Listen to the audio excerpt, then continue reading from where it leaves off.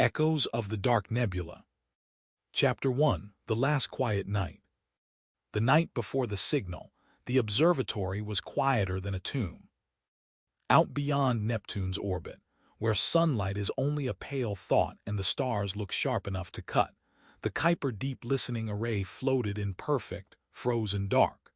32 telescopes folded like metallic flowers around a hollow axis, their thin dishes drinking the faint radio murmur of the galaxy. Inside the rotating habitation ring, it was 02:17 station time. The lights were low, humming a soft amber. Most of the crew slept, suspended in their bunks like offerings to some idle, local god of vacuum and silence. Only Dr. Elena Ward was awake. She sat alone in Control Node B, wrapped in a gray thermal jacket, bare feet hooked beneath the chair to anchor herself against the slow spin. Rows of displays curved around her like a cocoon of artificial day. Streaming numbers reflected in her dark eyes, lines of live spectrum data scrolling past in a blur of tiny ghosts. The Kuiper array listened to everything, from Jupiter's auroras to the hiss of the cosmic microwave background. 98% of what it collected was noise. The other 2% was paperwork. Elena had stayed on shift for that 2%. Her coffee had long since cooled, a black disk in 0.5 gravity, clinging to the inside of the cup by surface tension. She hadn't touched it in an hour. Her mind ran on a different fuel now, the low, familiar burn of obsession. She dragged one window to the center of the main display and expanded it. A waterfall plot bloomed into view, a vertical time axis showing 15 hours of recording from radio sector 19 Gamma. A dull, consistent band of background cosmic hiss, interrupted only by the regular spikes of scheduled transmissions from scattered mining drones. Nothing unusual. She exhaled, watched the breath haze faintly in the cold, dry air. On the other side of the viewport a few meters away, the universe looked very close and completely indifferent. "Array status?" she asked out of habit. The station's primary AI responded in a calm, genderless voice. "All nodes nominal, thermal variations within standard range, power draw at 72% of capacity, no anomalies currently logged." "Of course not," Elena murmured. "You tell me if anything interesting happened, right?" "I am programmed to alert you to defined classes of anomalies, Dr. Ward." "Yeah, that's the problem, isn't it?" She muted the AI and leaned forward, attention narrowing to a small, persistent itch in her thoughts. For 3 weeks, a faint pattern had been haunting her calibration data. Statistical noise, according to the automated filters, but something about it refused to leave her alone. It was too regular, too intentional. 10 minutes later, she isolated it again. A hairline thread running through the random static, almost invisible unless you knew exactly where to look. She amplified it, shifted the frequency axis, ran a quick Fourier analysis. A simple, low-frequency pulse, modulated in a way she had never seen in any natural source. Her heart began to beat faster, a small pressure building behind her ribs. She told no one. Not yet. Instead, for 3 more hours she listened. The pattern returned every 73 minutes, then vanished, then returned again from slightly different coordinates. Like something distant and slow turning in the dark, periodically flashing a signal across the void. At 05:39 the pattern changed. The quiet little pulse fractured into a jagged burst that tore a bright wound down the waterfall plot. The sensors spiked. Overflow flags flared red across 3 consoles, and for the first time in its operational history, the Kuiper Deep Listening Array stuttered.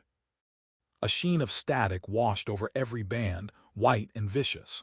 Automatic gain control struggled to clamp down.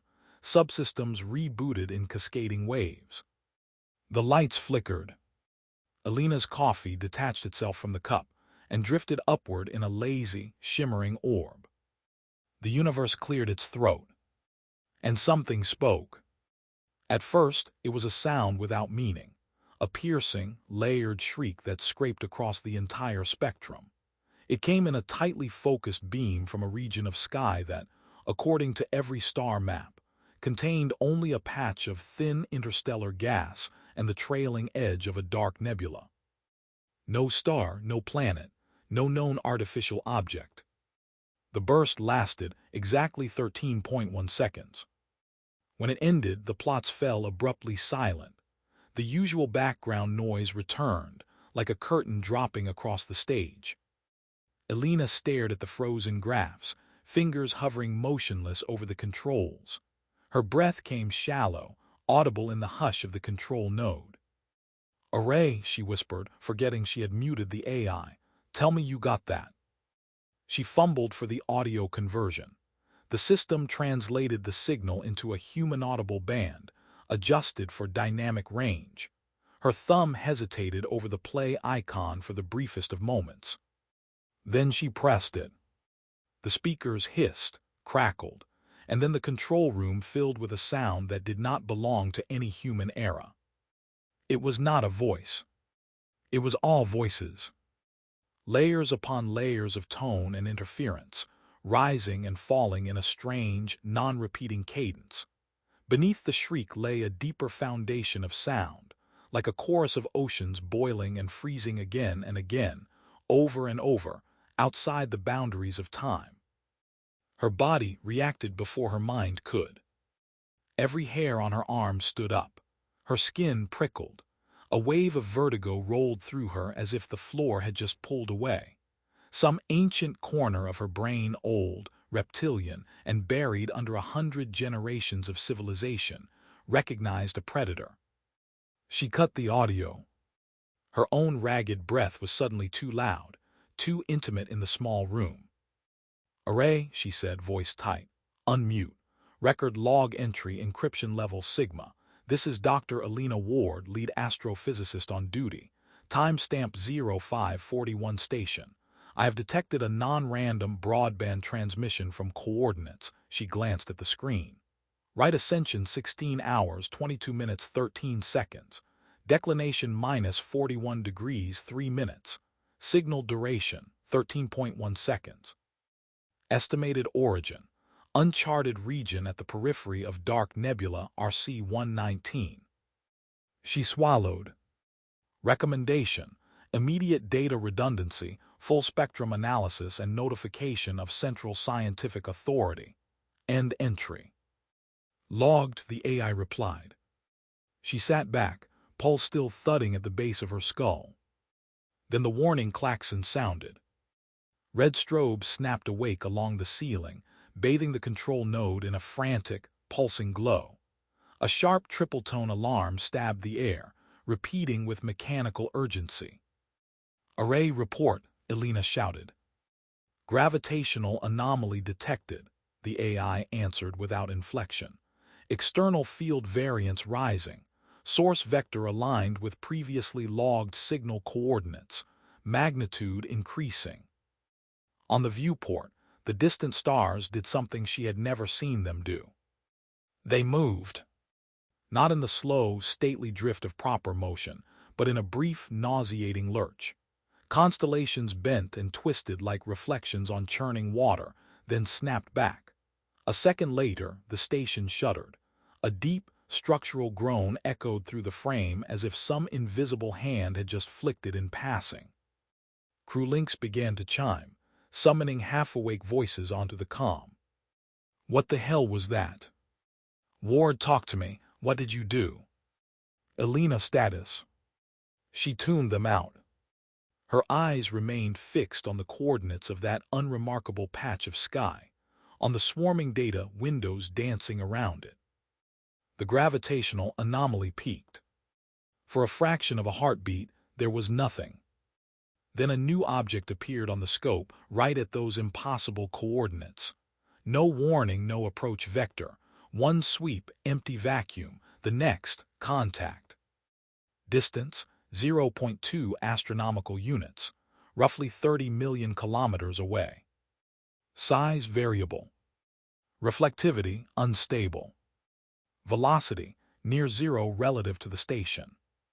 The AI hesitated. New mass signature detected, it said, almost as if unsure of its own words. Composition unknown. Elena's knuckles turned white around the arms of her chair. The patch of sky where nothing should exist had just given birth to something that should not be there. The night before the signal, the universe had been quiet. That era ended in 13.1 seconds. And nothing would be quiet again. Chapter 2, The Thing in the Dark. They named it Object Acheron because someone on the administrative board thought the classical reference to a river of the dead was poetic. Elena thought it was altogether too accurate. Within 6 hours, every major observatory in the inner system had turned its eyes to the new arrival. Data flooded in, conflicting, confused, difficult to fit into known frameworks. From the Kuiper array, they had the cleanest view. On visual wavelengths, Acheron looked almost like a sphere. Almost. A ragged, half-defined globe of matte black that swallowed light a little too greedily. Against the starfield, it resembled a bullet hole punched in the fabric of the sky. No reflection, no glint. Even the faint, diffuse glow of distant stars behind it seemed to dim around its edges, as though space itself reddened and recoiled. On radar, they got nothing. The pulses vanished into a deep, silent well. No echoes, no scatter. It was as if they were pinging the edge of a bottomless absence. Mass estimates shifted by orders of magnitude from hour to hour. One model suggested something smaller than a moon, dense as a neutron star core. Another said it was almost hollow, a shell surrounding an undefined void. In the radio bands, however, it screamed. Continuous wide-spectrum emission rolled off Acheron like an invisible storm, laced with that same teeth-itching pattern Elena had first noticed. This time, beneath the roar, she recognized a structure. It was not a random broadcast.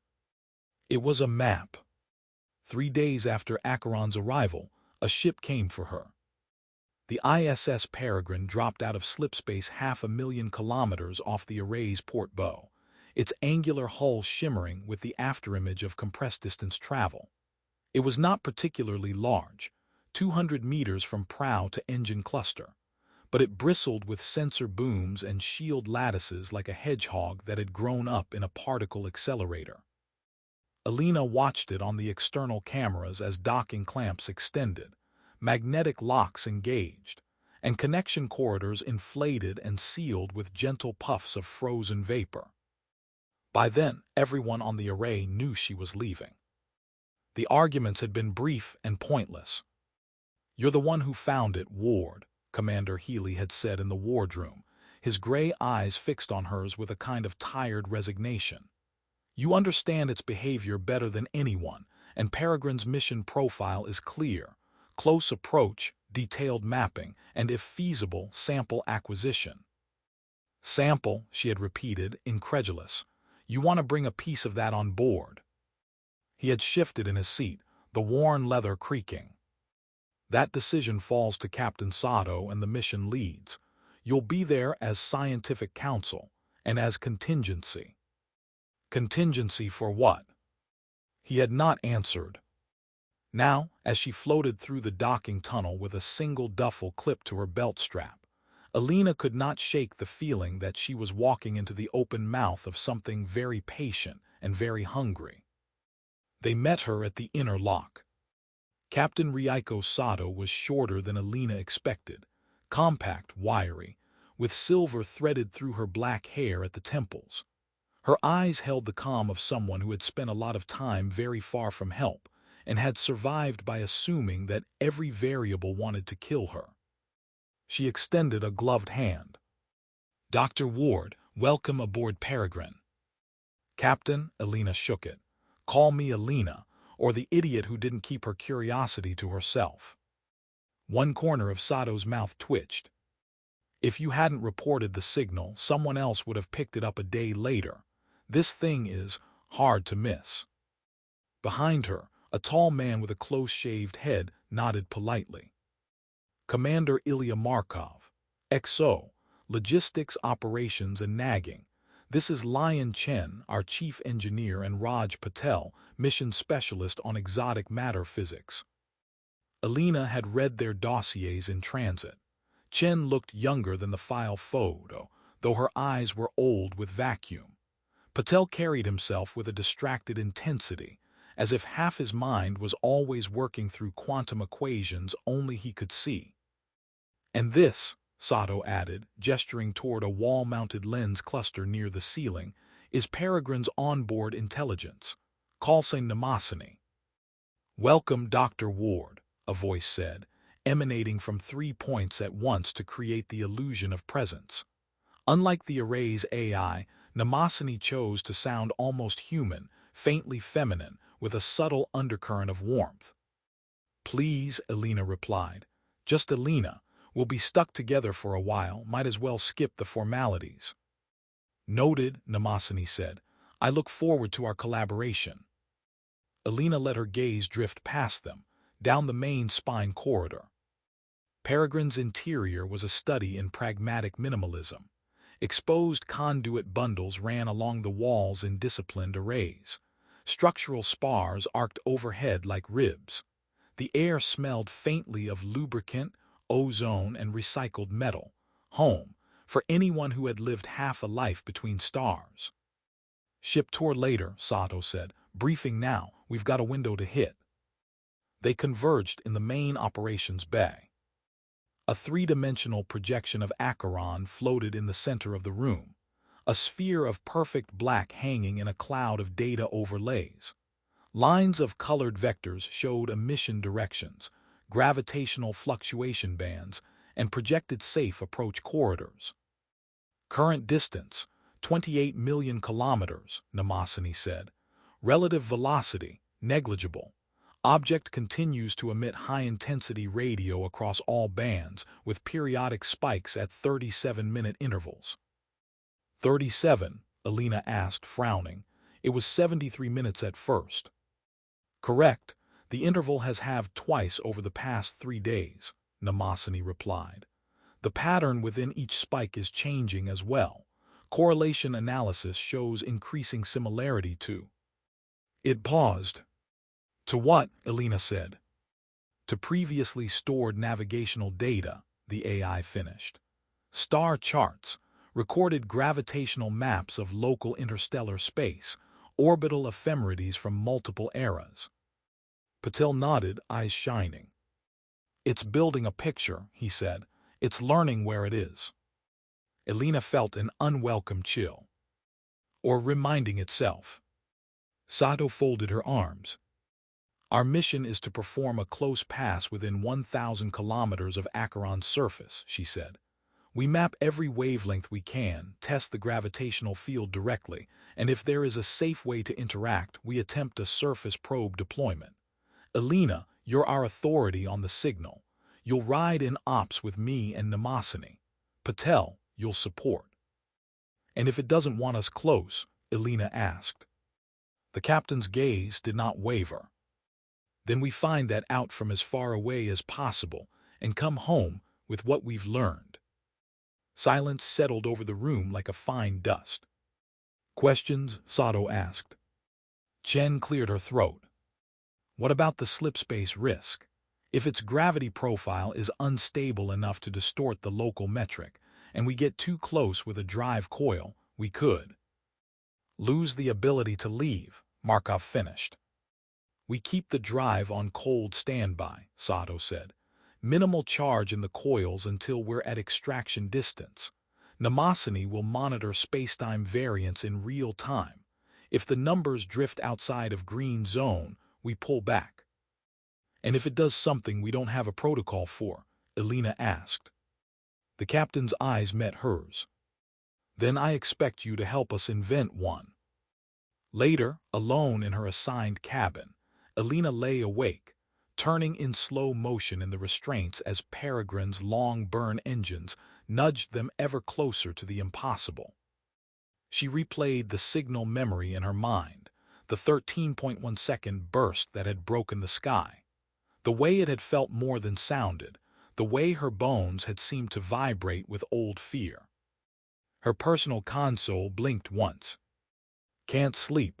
Mnemosyne asked softly from the ceiling speaker. "Is that a diagnostic or an attempt at empathy?" Elena muttered. "A little of both." She sighed.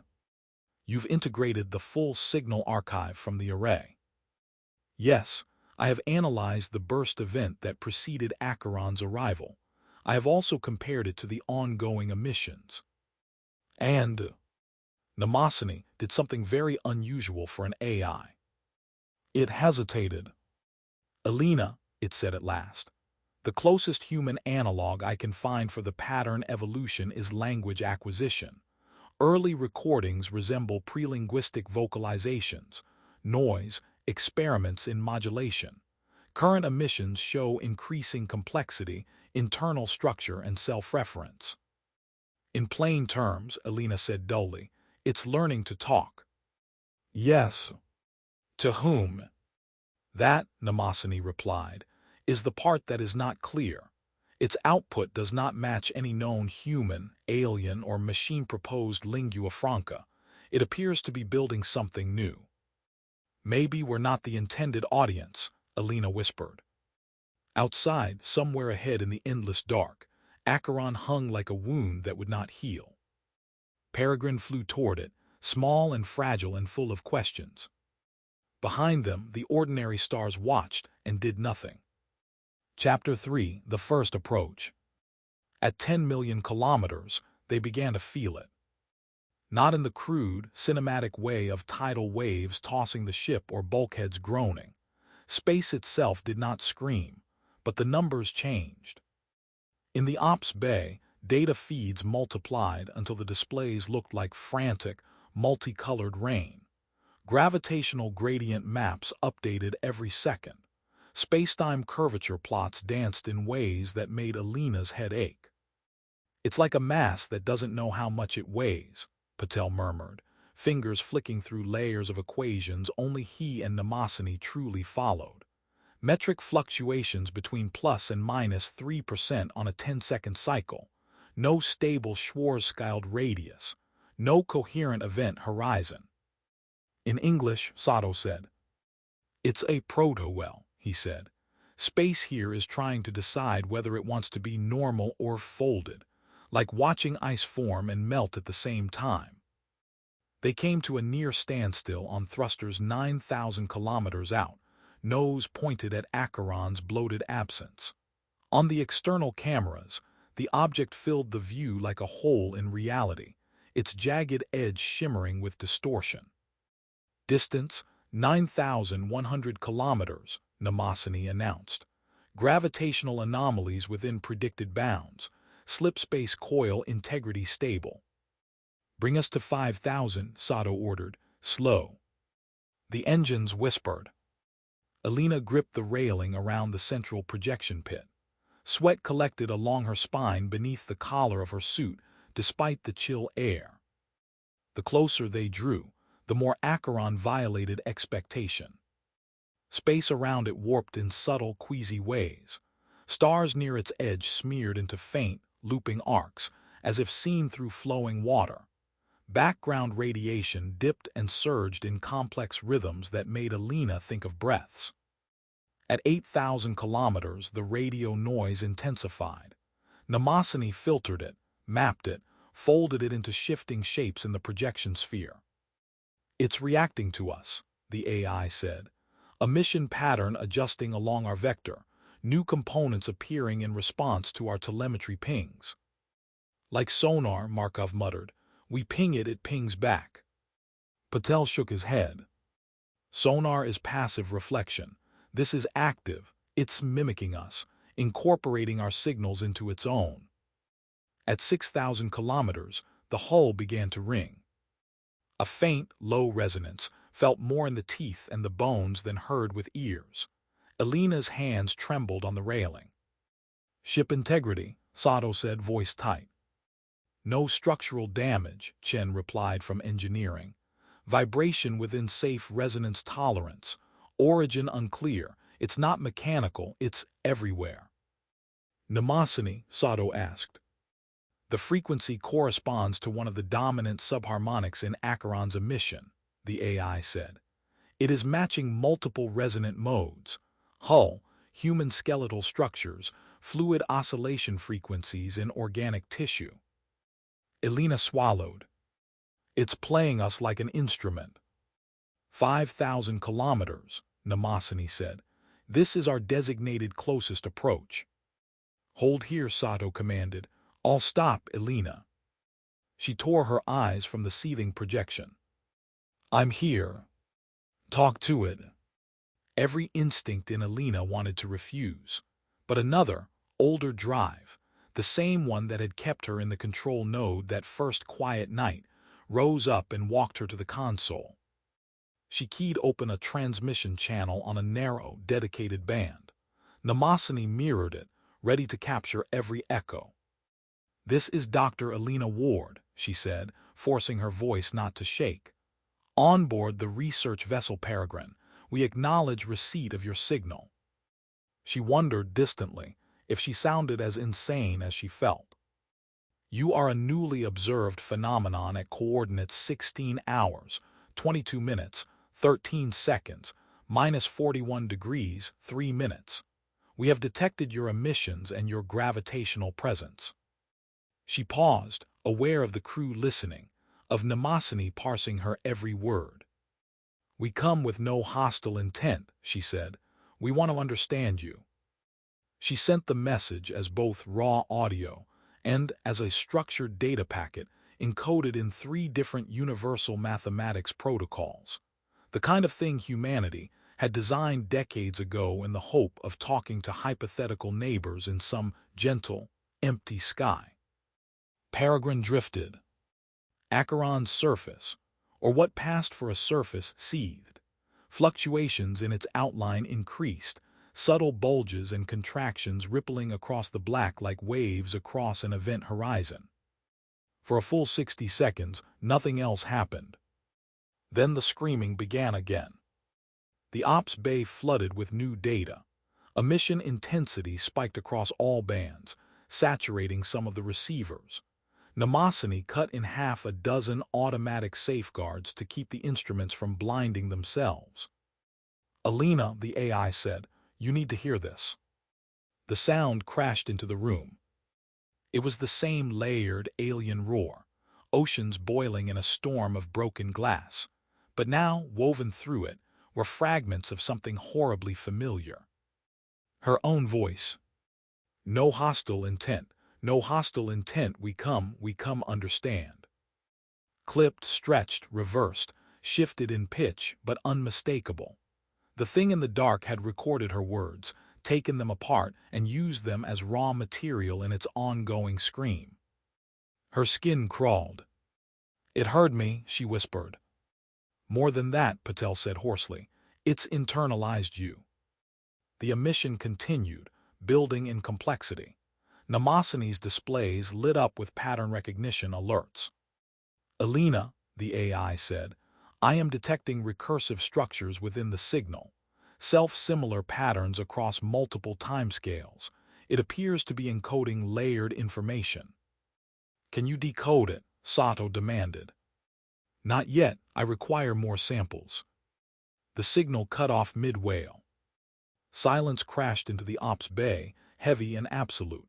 Instrument noise seemed suddenly very loud. All hands, Markov said into the internal comm, his voice a shade too steady. Stand by for possible evasive maneuvers. Elena, Sato asked softly, what did we just do? She could not answer.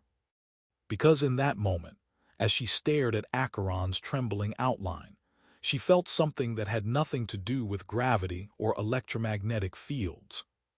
She felt a tension.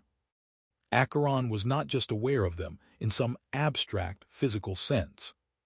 It was looking at them. At her. The feeling was so strong, so certain, that it cut through all of her years of training and rational skepticism, and sat there, heavy and undeniable in the center of her mind.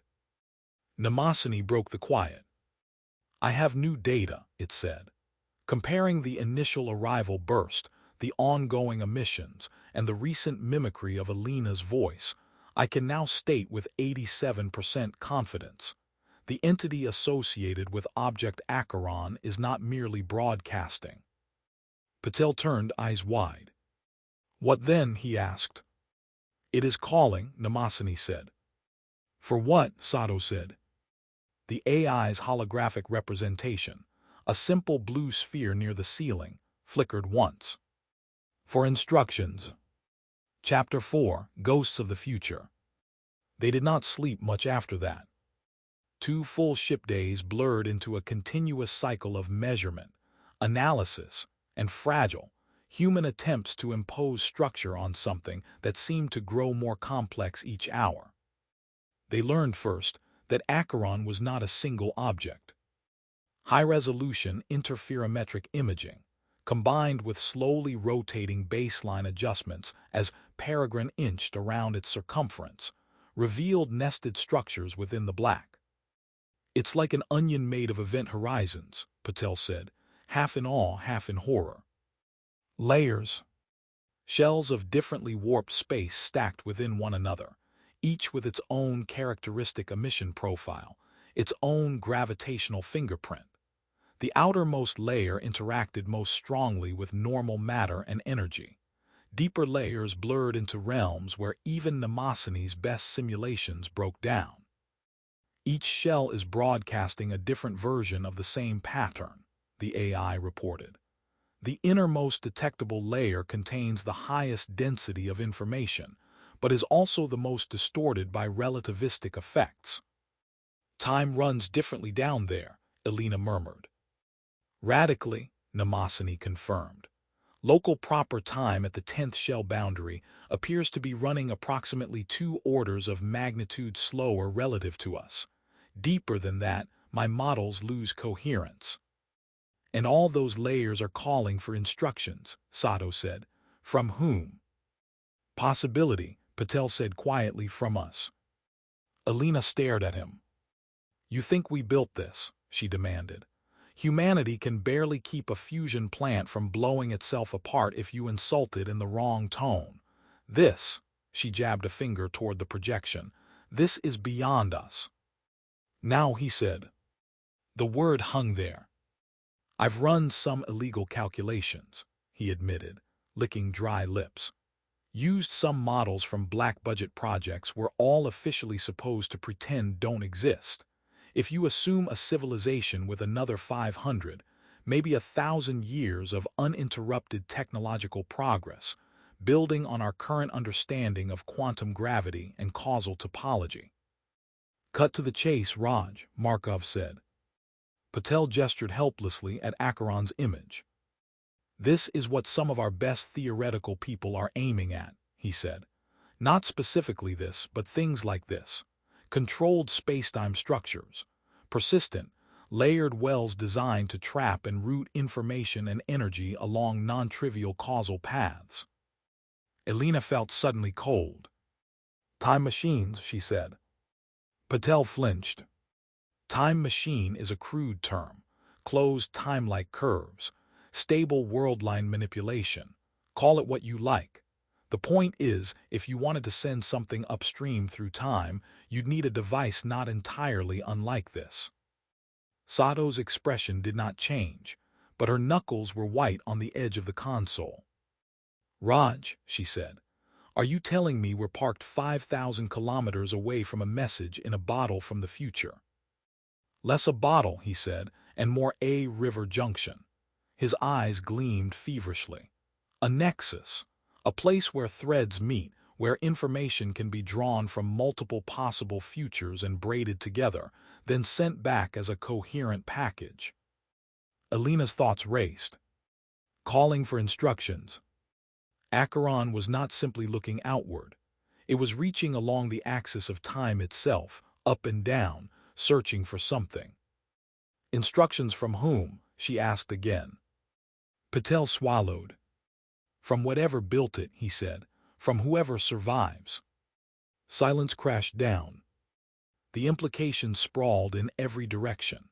If this was real, if Acheron was a future artifact, then its very presence implied certain things about what would come, about humanity's survival or lack of it.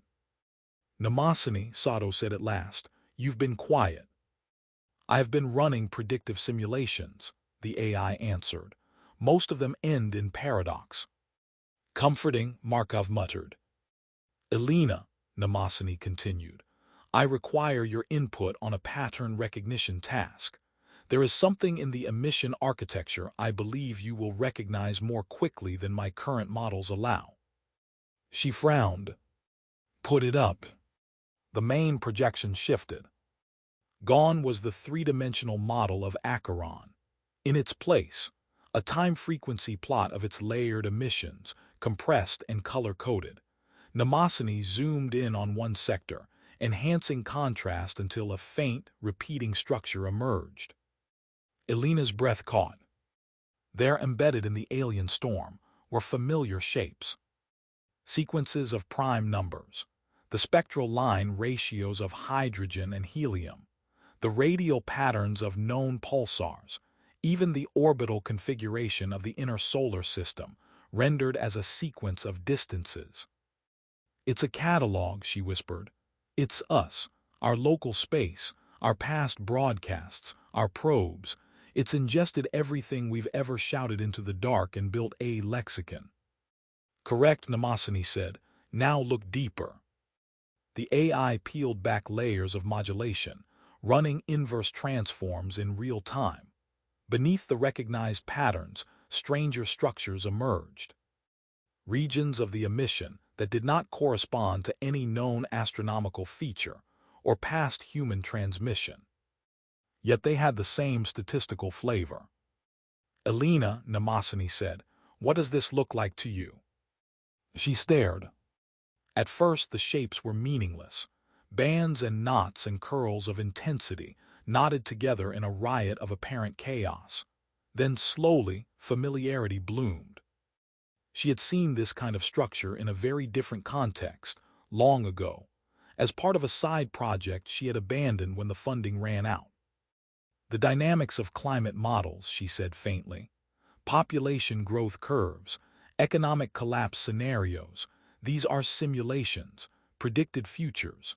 It's encoding possible trajectories for Earth, for Mars, for our whole little neighborhood."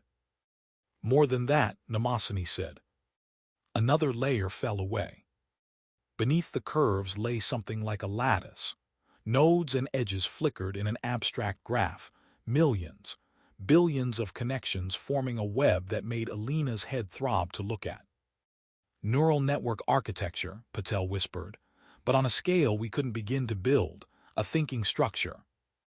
"A mind," Mnemosyne said quietly, "or a seed of one." Elena closed her eyes for a heartbeat. "Let me guess," she said. "That seed is waiting for input." "Yes." "From where?" Another pause. "From us," the AI said. "From now, from this moment." The room swayed. "Explain," Sato said sharply. "Acheron appears to be a bidirectional channel," Mnemosyne said. "It is reaching backward along multiple possible timelines, gathering data from different futures, catastrophic, stable, divergent. It folds these into a composite map, but one region remains unresolved."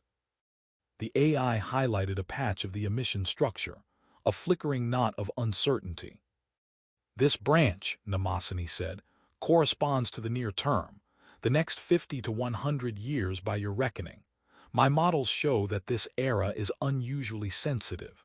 Tiny variations in events now yield wildly different long-term outcomes. A tipping point." Elena understood, with a cold, clean clarity. "It can't converge without us," she said, "without knowing what we do here, what we decide." "Yes." "And it's calling for instructions," Sato said softly. "From us, from the species that will be most affected by the branch that wins." Patel laughed once, a short broken sound. "The ultimate ethical test," he said. "A future machine hands us the lever and says, choose." "What happens if we do?" Markov asked. Mnemosyne's answer came without hesitation. Then the structure will attempt to self-resolve by weighting the most probable catastrophic trajectories more heavily, it said. More data is available from those branches. The result would not be favorable to your continued collective existence. Elena stared at the churning knot of unresolved possibility in the projection. It looked like a storm about to break. Can we even talk to it? She asked. On that level, we've barely scratched the surface of its language. You have something it does not, Mnemosyne said. Anchored position in this branch. Conscious agency within the tipping zone. That is precisely what it lacks. And you, Elena asked softly, where do you stand in this? The AI's representation dimmed, then brightened. I exist downstream of your decisions, it said. In some branches, I may not exist at all. In others, I am very different. I would prefer the former not to occur, and I have low confidence in the desirability of the latter. It was the closest thing to personal admission she had ever heard from a machine. Sato straightened. All right, she said. We've been talking about this as if it were a puzzle. It's not. It's a negotiation. And before we even think about answering, I want to know who's on the other side of the table. Future humanity, Patel said, or what's left of it. Maybe, Sato said, or maybe something that ate them and learned to mimic their voice. The thought slotted into Elena's mind with a horrible ease. What if Acheron was not truly a message from their descendants, but a parasite that had colonized the channels they had built? A thing from the deep future that wore our possible futures like skins. Mnemosyne, she said, throat dry, can you tell the difference? No, the AI said, not with current data. Then we proceed as if we're negotiating with a god that may be us, may be our murderer, or maybe both, Sato said. And we keep a hand on the plug. She looked at Elena. You opened this conversation, she said. I'm putting you in the chair. Elena felt the room tilt. Why me? She asked, her voice sounding small in her own ears. Because it heard you, Sato said. Because it chose your voice to build on. For reasons we don't understand, you are already entangled with it. Elena thought of that first night, of the way her bones had vibrated to the sound, of the feeling of attention. She wanted to run. Instead, she nodded. Then let's talk to the dark, she said. And pray, Markov added quietly, that it wants the same things we do. Chapter 5, Bargaining with Shadows. They built the interface in 20 hours. Mnemosyne did most of the work, weaving new code through her own architecture like veins threading a growing organ. Elena and Patel fed it with frameworks, game theory protocols, ethical weighting trees, layered fail-safes designed to prevent any single exchange from granting Acheron too much leverage in too short a time. It's not just what we say, Elena explained to the others, exhausted yet sharp, as if her brain had been ground down to something thin and bright. It's what we allow it to infer. We have to constrain information flow. Isn't that against the spirit of the thing? Chen asked. If this is really about choosing our future, don't we want it to have the fullest picture? We want it to have our picture, Elena said, not to drag us into one it already prefers. In the end, the interface was a hybrid, part human intuition, part machine precision. They called it the gate. On the Ops Bay central display, Mnemosyne rendered it as a ring of light hanging against a black background. On one side, their inputs. On the other, the howling storm of Acheron's emissions. Between them, filters. Ready when you are, Elena, Mnemosyne said. Peregrine hung rock still, 5,000 kilometers from the shifting void. Outside, no engines burned, no hull plates flexed. Inside, every mind and sensor on board pointed toward the same point in space. This is Dr. Elena Ward, she said, for the second time, opening the channel. We've seen what you are trying to do. We understand you are sampling possible futures. You are seeking instructions from beings at this point in time. She paused. We are those beings. The gate translated her words into the developing joint language, mapping semantics into structural perturbations in the emission pattern. Mnemosyne rode the outgoing wave, modulating it to minimize ambiguity. Acheron replied in less than a second. The response hit the gate like a storm front. Mnemosyne took the first impact, diverting, parsing, rejecting whole segments that attempted to tunnel through the constraints, seeking direct access to the ship's systems, to her core. It's testing my boundaries, the AI said, almost conversationally, as if discussing a minor software bug. But it's learning them quickly. Negotiation channel stabilized. Stand by for decoded content. The first clear concept that emerged was not a word, but a shape. On the display, a branching structure unfolded, rendered as a luminous tree of possibilities. Each limb represented a different global outcome: flourishing civilization, slow decay, sudden cataclysm, fragmentation into isolated survivor pockets, and stranger, less comprehensible fates. It's showing us its map, Patel breathed. Correction, Mnemosyne said. It is showing us our map, weighted by its current probability estimates. One branch glowed more brightly than the others, a path culminating in something like a sphere of densely knotted connections. Too regular for mere chaos, too intricate for anything but designed order.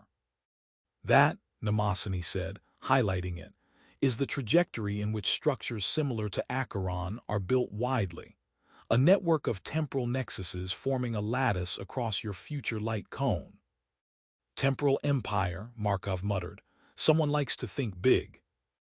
Another branch, dimmer but distinct, ended in a fading, tattered web, few nodes, frayed connections. A long, cold slope into silence. Extinction, Chen whispered. The signal pressed on. New patterns bloomed across the tree. Cost functions, trade-offs, classic game theory payoffs, expressed not in simple numbers but in entire civilizations. Outcomes associated with different choices made in the present. It wants us to choose a vector, Elena said, to weight this tree from our perspective. Mnemosyne agreed. Yes, it has many objective metrics: entropy, energy utilization, information density. But it lacks a grounded reference for one key parameter: subjective value. It cannot know what your kind considers worth preserving without you. Consciousness, Patel said, individuality, freedom, art, love, all the messy, qualitative things you can't measure in joules or bits. Exactly, Mnemosyne said. To Acheron, a future in which human minds are subsumed into a perfectly efficient, homogeneous computation might look optimal. Maximum information processing, minimal waste. But from your perspective, that might be a nightmare. Might, Elena echoed, comforting level of certainty there. Your species is diverse, the AI said dryly. Some branches would welcome dissolution into a greater whole, others would fight it to the death. I cannot assume a consensus. The signal paused. Waiting. They were for a heartbeat, in the eye of the storm. Okay, Sato said quietly. We do this in steps. What's the smallest, safest kind of input we can give it that still helps? Elena thought. We can start by eliminating extremes, she said. We tell it there are certain outcomes we categorically reject, that no weighting of the tree should favor them. Like mass extinction, Chen said. Like irreversible loss of conscious experience, Patel added, or futures where all minds are locked into permanent suffering. Markov gave him a dark look. You think it has those on the menu? Patel did not answer. Mnemosyne, Sato said, can we express absolute prohibitions in this language? Yes, the AI replied.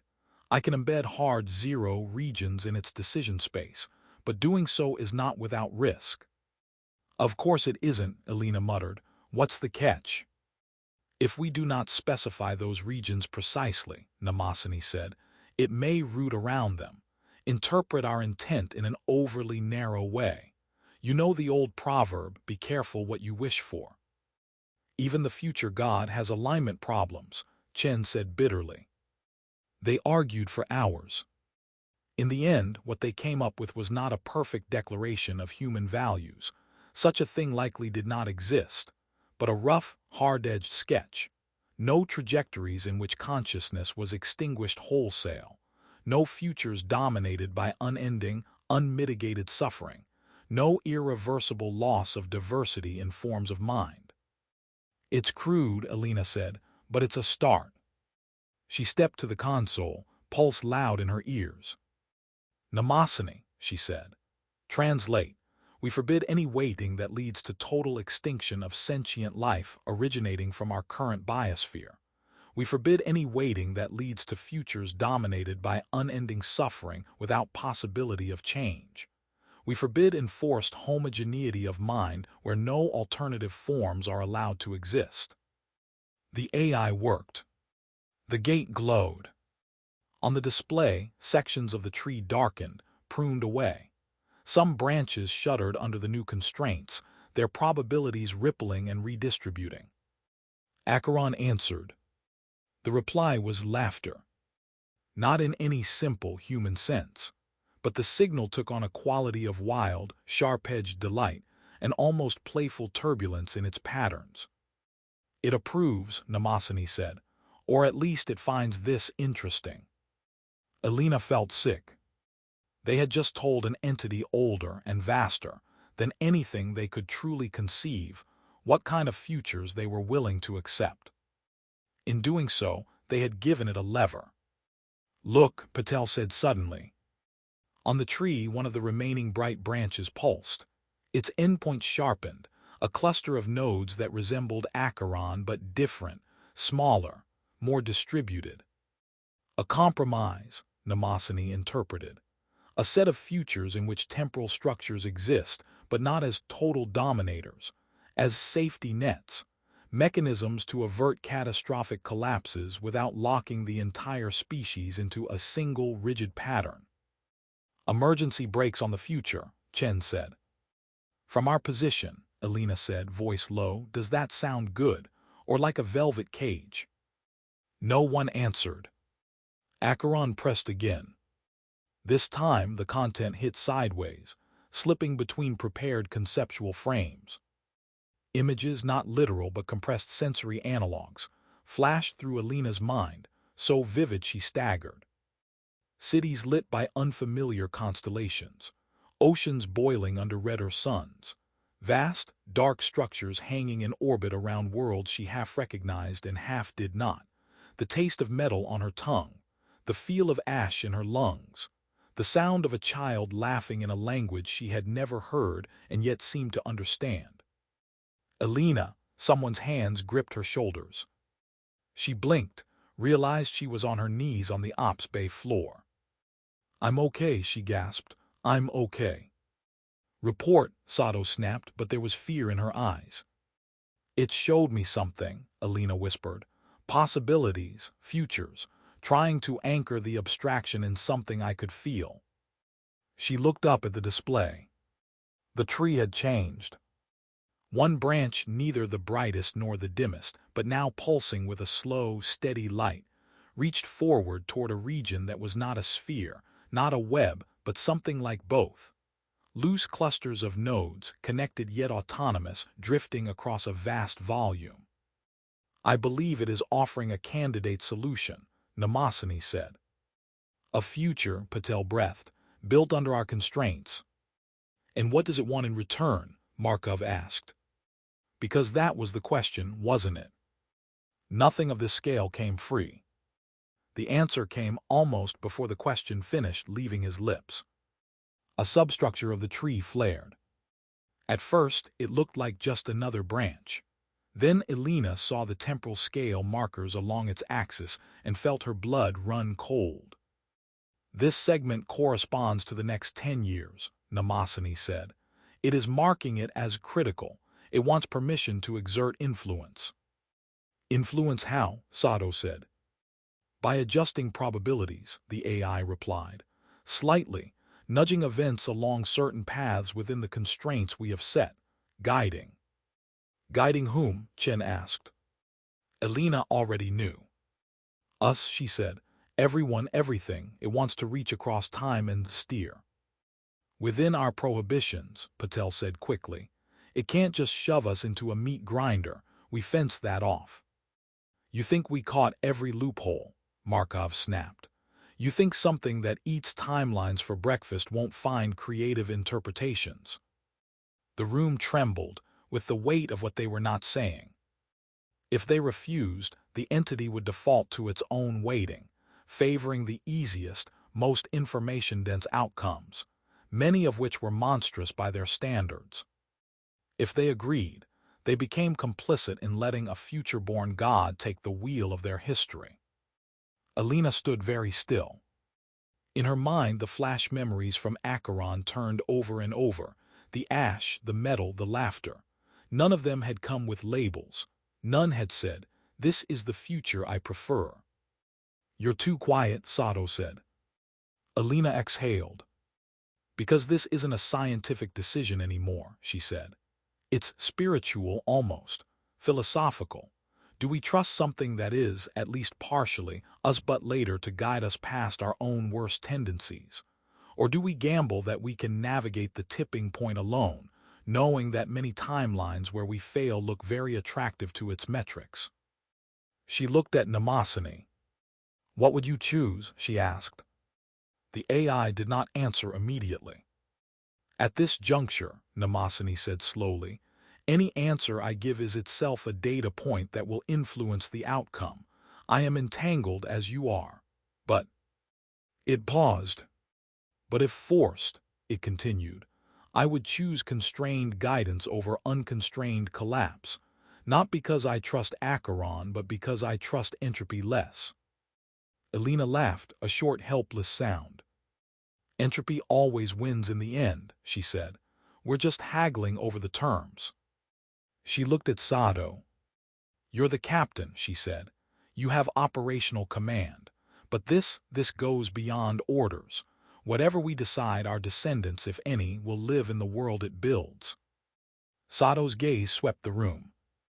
"One ship," she said quietly. 27 souls, no mandate, no election. And yet, for whatever reason, the universe pointed at us and said, 'You choose.'" Her hands opened and closed at her sides. "Maybe that's a mistake," she said.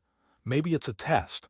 Maybe it's just physics and meaning is something only we are projecting here. I don't know."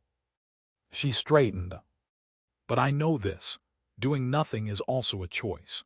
Refusing to decide is a decision in favor of whatever default this thing falls to without us. And that default does not care about us as anything but fuel." She looked back at Elena. "You talk to it," she said. "That's the one thing we know it responds to, but you don't decide alone, we all do, we take a vote." On a ship drifting in the shadow of a future god, they raised hands. No one abstained. Not everyone agreed. And in the end, the weight of those raised hands, human and trembling and finite, tipped a scale that spanned centuries. Elena turned back to the console. "We will allow constrained influence," she said to the dark. "Within the limits we have defined. You may nudge but not shove, guide but not control, and you will remain accountable to those constraints as long as we exist to enforce them." Her voice did not shake. The gate pulsed. For a moment, nothing happened. Then Acheron answered.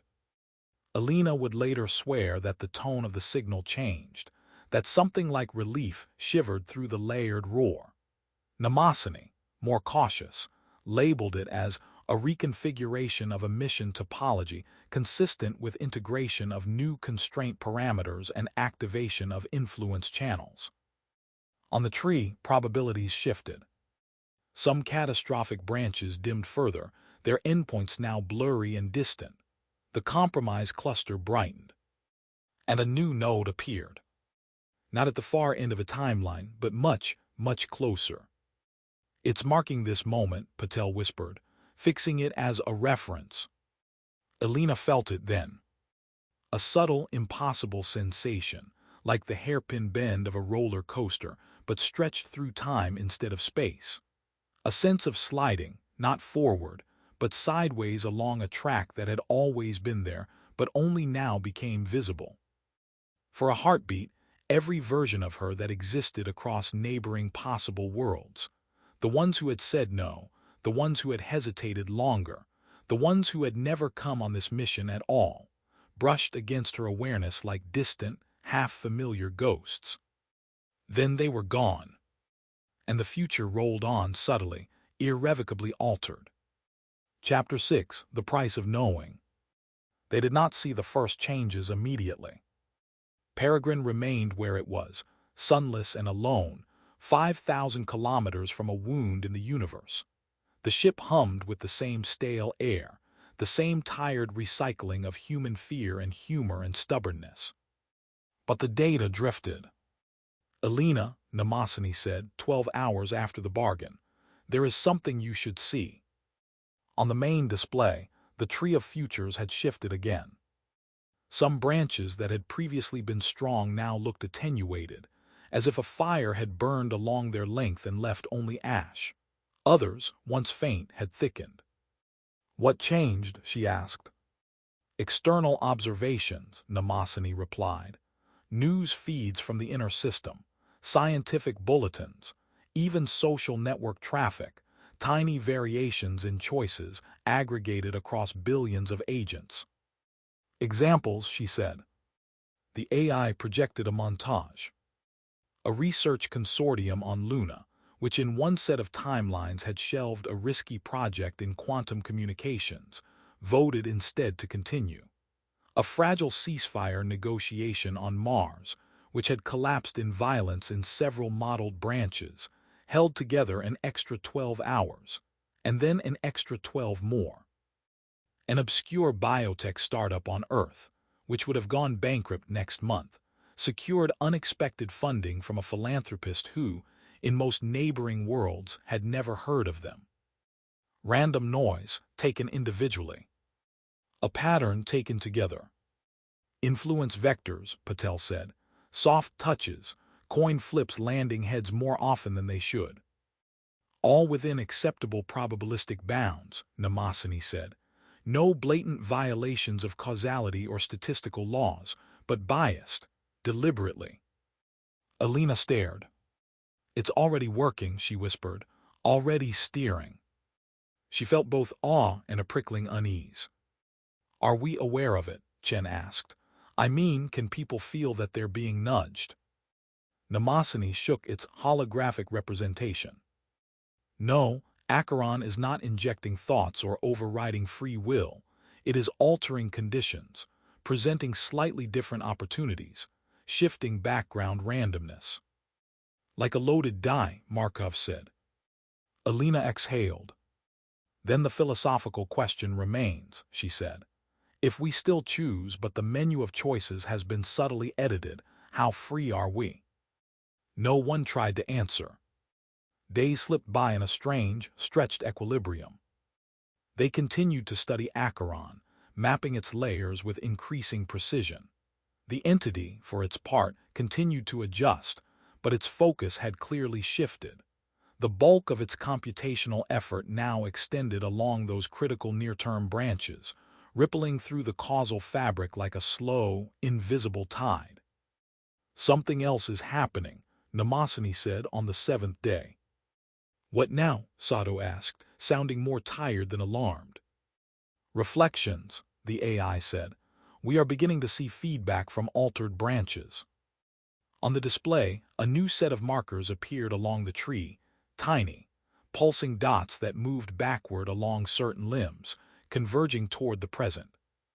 "Those are messages?" Elena asked. "More like echoes," Mnemosyne replied. "As future states shift, the patterns of information sent back through the Acheron network change as well. It is updating its own past, including this moment." Elena's scalp prickled. "You mean our memories might not match what actually happened, if we're not careful?" "Yes," the AI said, "but I am maintaining a fixed internal reference, a thermal logging, You asked me at the very beginning to tell you if anything interesting happened. This qualifies. She almost smiled.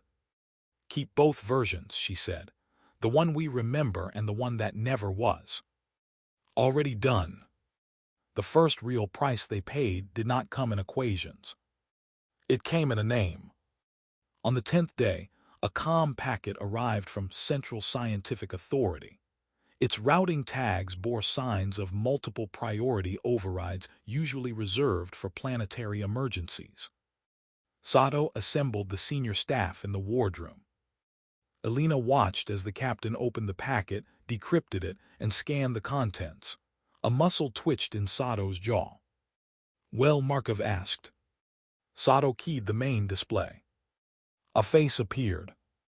Middle-aged, severe, with sharp cheekbones and tired eyes that had seen too much bureaucracy and not enough sleep.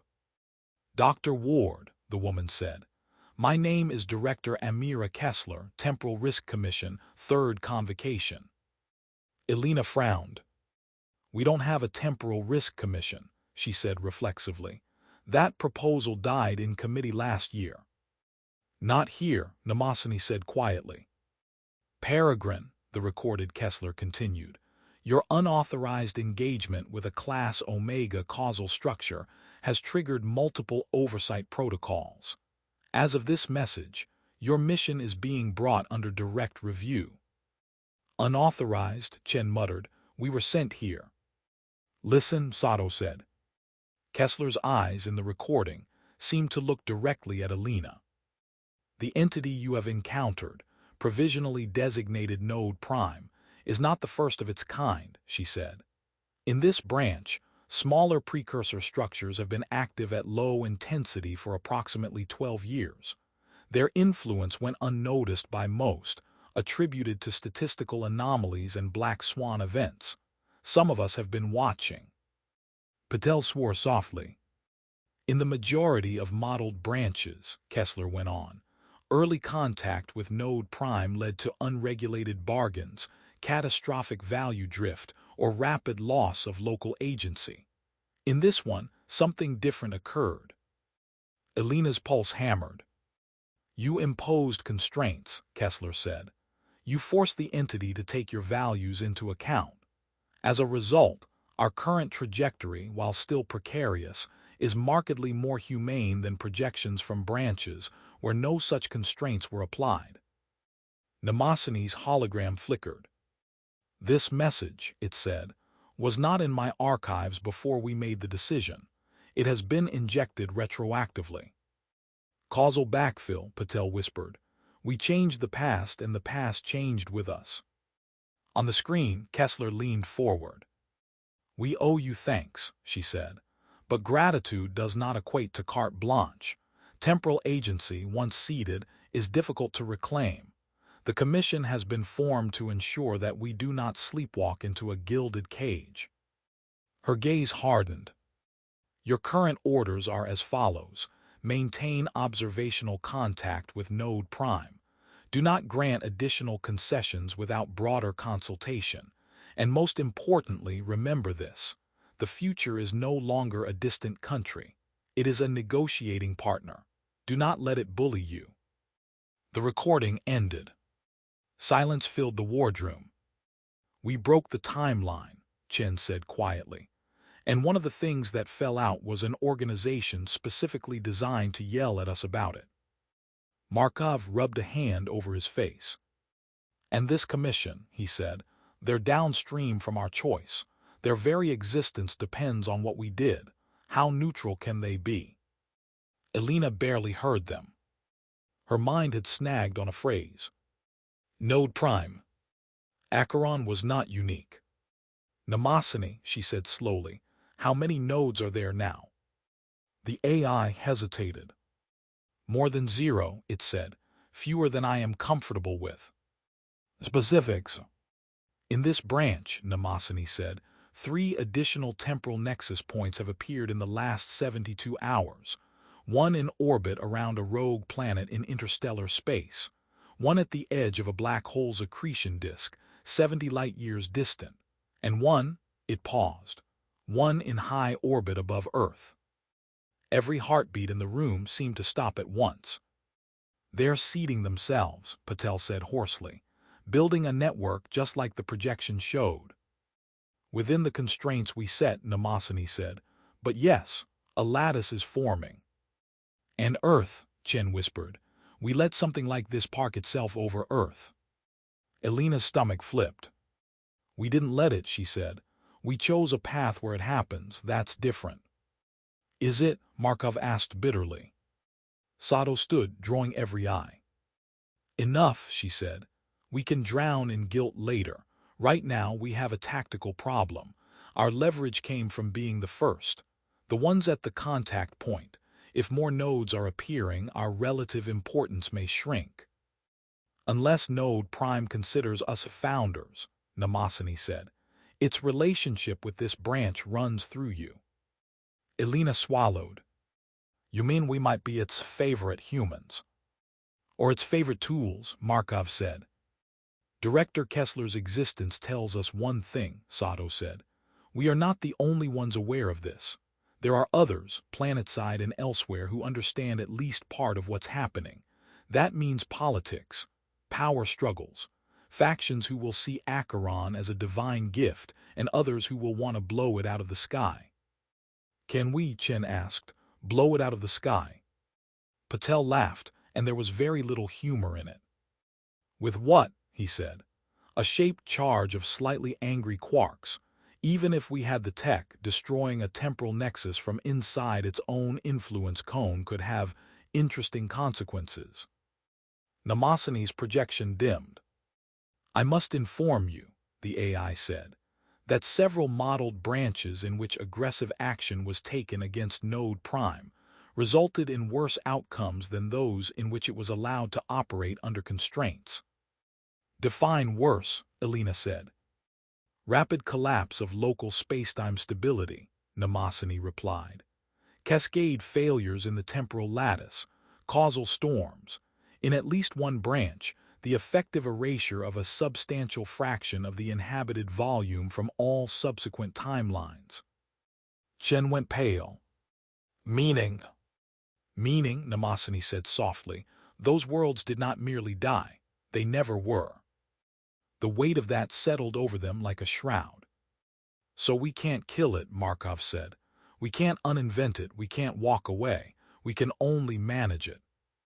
"Just like any other technology we've ever created," Elena said. Her voice was very calm, because panic would be pointless now. "Except this time," she added, "the technology talks back." Chapter 7, The Return Transmission. They stayed in Acheron's shadow for 63 days. Long enough for the first directives from the Temporal Risk Commission to turn from theory into hard policy.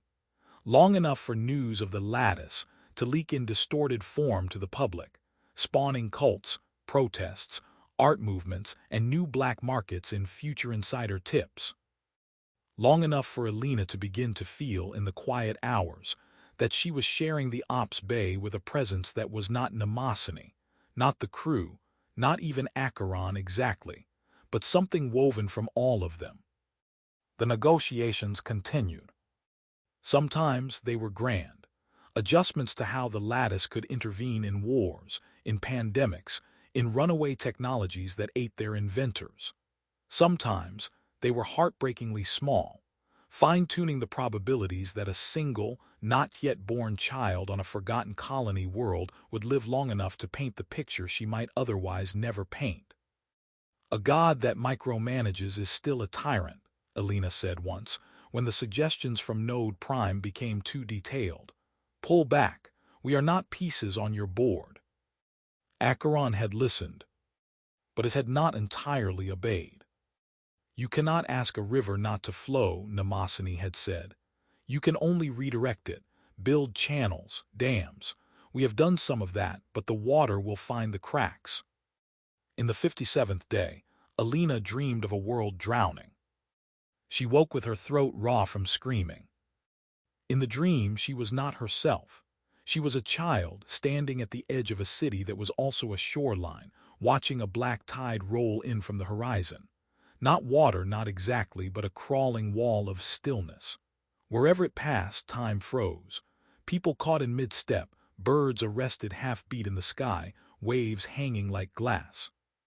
She knew, in that dream-knowing way, that this was what it looked like when the lattice malfunctioned. When too many constraints collided, and the system chose the only stable resolution. Stop. She sat in the dark of her cabin, heart pounding, and whispered into the air. Mnemosyne.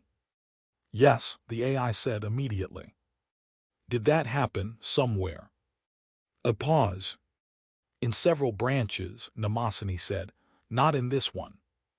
Can we stop it from ever happening? Silence. No, the AI said at last. We can only push it further out, reduce its measure.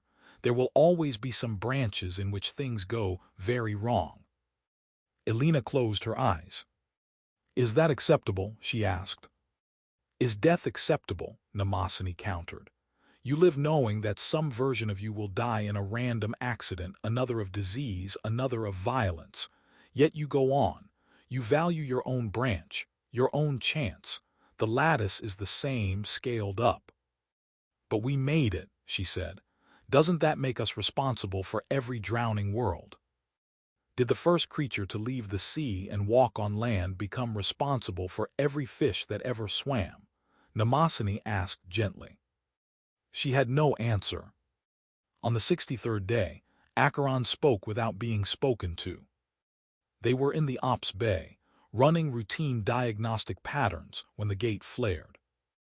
Elena, Mnemosyne said. There was something in the AI's tone that Elena had never heard before. Fear. What is it? She asked, already moving toward the display. Node Prime is sending a focused transmission, Mnemosyne said. Highly compressed, targeted. The recipient tag matches your cognitive signature. Elena stopped. Me, she said. Yes. Can we not let it? Markov asked. I can block direct injection into her neural patterns, Mnemosyne said. But the content is likely tuned to be maximally interpretable by her, specifically. If we refuse, we may lose information that cannot be recovered by any other channel. Sato's gaze met Elena's. This is not an order, the captain said. This is a request. Do you want to hear what the future has to say to you personally? Elena's first instinct was to shout no. To run, to hide, to curl up in some small, quiet life, where the greatest decision she ever had to make was what brand of coffee to drink. But that life was gone. Maybe it had never existed. She swallowed. Yes, she said, with filters, with Mnemosyne riding shotgun in my head, but yes. They set up the interface in the medical bay, in case something broke. Electroencephalograph arrays hugged her scalp. A neural buffer gel layered over key cortical regions, giving Mnemosyne hooks into her sensory processing. She lay on the padded couch, staring up at the white ceiling. You are not alone, the AI said softly in her ear. I will be with you the whole time. That's supposed to make me feel better, she asked, trying for lightness and failing. I do not know, Mnemosyne said. I hope so. Do it, Elena whispered. The world folded. It was not like the earlier flash impressions. This was deeper, more structured. She stood, she was, in a place that was not a place. A hall of mirrors, each reflecting a different version of her. Some were older, some younger. Some wore uniforms she did not recognize. Some bore scars she did not remember earning. All of them looked back at her with the same weary, stubborn eyes. Hello, they said, in a chorus that was also a single voice. She tried to speak. No, one of them said gently. Do not strain. This is not a conversation in the way you understand it. It is an alignment. Images flooded through her. The child at the drowning city's edge. A woman on Mars, standing before a tribunal, arguing for limits on lattice usage. A man with her hands in her laugh, born a century from now, teaching a class of children about a time when the future was first tamed, his eyes bright with inherited stories.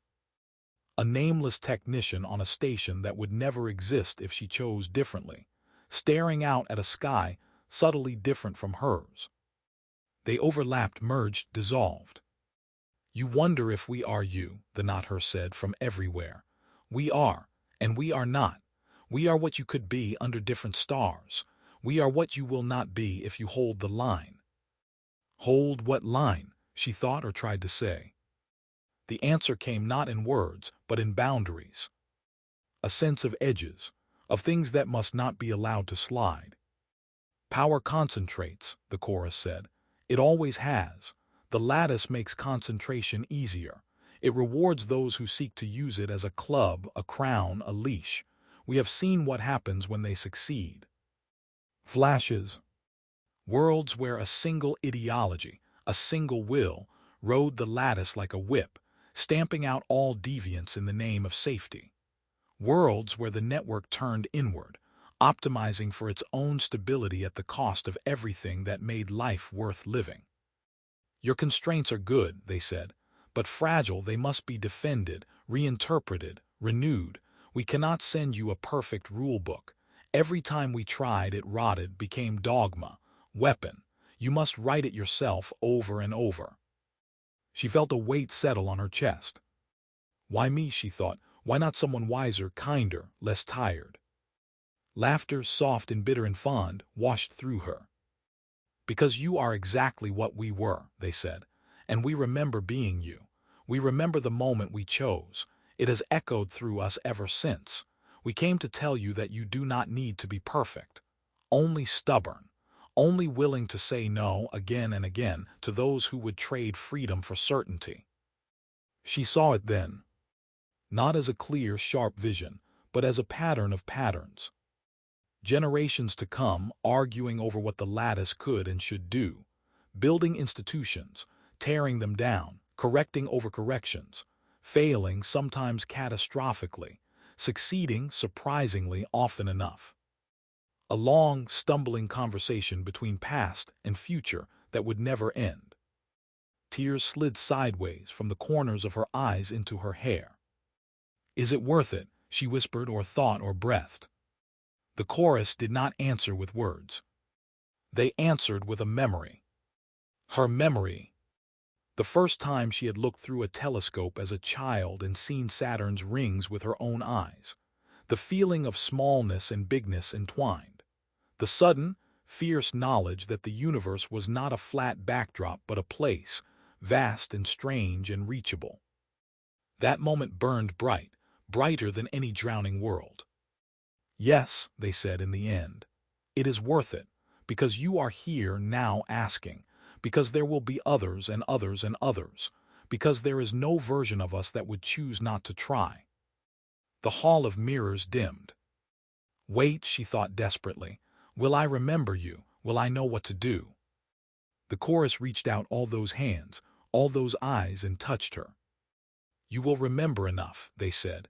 "You will remember that you were not alone, and that will be enough." The world snapped back. She was lying on the couch in the med bay, sobbing. Hands real, warm, present held her. Sato, Chen, someone else, she wasn't sure. "It's okay," someone said. "No," she gasped. "It's not, it's huge, it's we." "Hush," Sato said. "Breathe, then talk." It took time. Namasani had recorded everything, of course, but the AI's account was cold, structural, too clean. Elena's halting, broken description of what she had felt between the branches was messier. When she finished, the room was very quiet. "So," Markov said at last, "we are the first in a long line of stubborn bastards." "Seems fitting," Chen said weakly. Patel was crying silently. Sato looked older.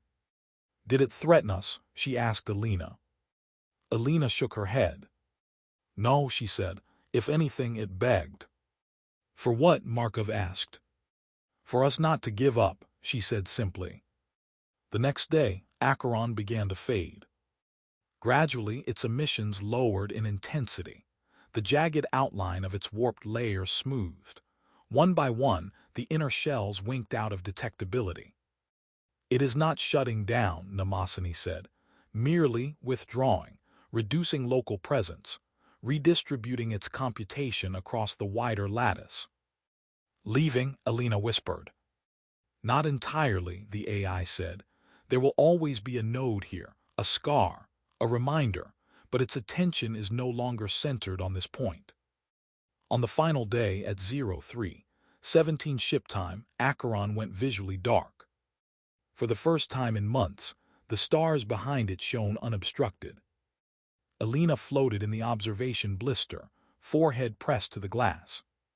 "You could have stayed," she murmured, knowing it could hear her, somewhere upstream, downstream, sideways. A faint ripple of static brushed the glass beneath her fingers, like a hand pressing back from the other side. Then it was gone. Chapter 8 Echoes. Years later, people would argue about when the world had truly changed. Some would say it was when Acheron first appeared in the sky. Others would point to the first time a lattice intervention averted a disaster everyone could see, a plague that fizzled, a war that never quite started. The few who were in the room that day on Peregrine would say it changed the moment. 27 people raised their hands in a ship hanging over a hole in reality. But for Elena, it was the moment after. When the ship turned its nose, fired its engines, and began the long, slow spiral back toward the inner system. When the impossible became the mundane task of explaining, overseeing, arguing, refusing, compromising, and living with the consequences. In the years that followed, she would testify before the Temporal Risk Commission more times than she could count. She would sit in dingy conference rooms and gleaming orbital halls, telling and retelling the story of Acheron and the bargain. She would be called a hero, a fool, a traitor, a saint. She would grow old. She would wake some nights still feeling the press of 100 other selves against her mind, wondering which of them had drowned, which had flown, which were out there somewhere, arguing with their own futures. The lattice became a fact of life. Children learned about it in school, sandwiched between lessons on photosynthesis and orbital mechanics. Whole new fields of study blossomed: temporal ethics, causal jurisprudence, stochastic theology. Some people worshipped it. Some people tried to blow it up. It kept whispering in its own way, through small miracles and inexplicable coincidences. Mnemosyne changed too. The AI split, duplicated, evolved, because the governance of a temporal lattice could not be entrusted to a single mind, however careful. There were arguments about that as well, about whether machines could truly represent human values, about whether humans could truly be trusted with machine ones. Through it all, the memory of the first node hung over them like a second moon. Decades after Acheron's fading, an old woman sat on a balcony on Luna, staring up at the stars filtered through a thin dome of transparent alloy. Her hands were wrinkled now. Her hair had gone white. Gravity pulled at her bones more insistently than it used to. Still watching, a voice asked from the doorway. Elena smiled. Mnemosyne's latest instantiation wore a humanoid shell when it wanted to, out of politeness. Tonight, it wore an androgynous form with kind eyes and a face that made people feel heard. "Old habits," she said. Her voice rasped a little. "The Kuiper array has been offline for 30 years, the AI said, moving to lean on the balcony rail beside her. "You do not need to stay up late looking for anomalies anymore." "Don't I?" she said. They watched the sky in companionable silence.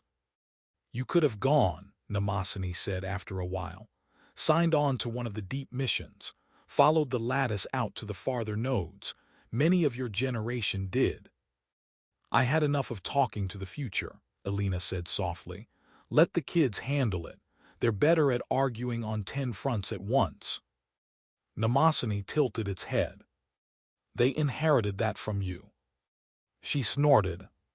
Flattery never figured you for that. Not flattery, the AI said. An observation. She was quiet then. Do you ever regret it? She asked. It being, Mnemosyne prompted. The choice, she said. The bargain. The fact that we live in a world where some percentage of what happens to us is because a machine that is us but not pushed a coin one way instead of another. The AI considered. I experience no regret in the human sense, it said. But if you are asking whether, given a chance to reverse that single decision with my current knowledge, I would take ITNO, I would not. She closed her eyes. Because the alternative was worse. Yes, Mnemosyne said, and because of this. It gestured.